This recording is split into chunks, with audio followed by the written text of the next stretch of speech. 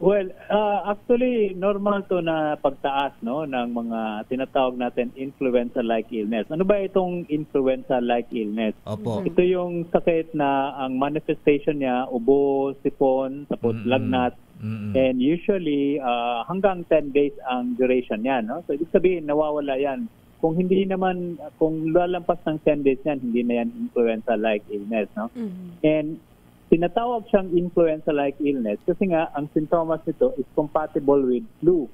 So yung flu virus, yung influenza virus, isa yan sa mga sanhi or cause ng influenza-like illness. Meron ding ibang mga klaseng viruses, kaya nga influenza-like illness, kagaya ng adenovirus, respiratory syncytial virus. Pwedeng COVID-19, no? Pwede pa rin mag-manifest ng ganitong influenza-like illness ang COVID-19, no? So mataas ang hawaan nito dahil ang itong mga klaseng mikrobyo na to, pag umuubo yung merong sakit na yan, within 3 feet, pwede niyang mahawaan yung mga kasamahan niya. Kaya mataas ang mga contagious sa mga classroom. Contagious pa rin ito, Doc? Contagious siya. Yes, contagious.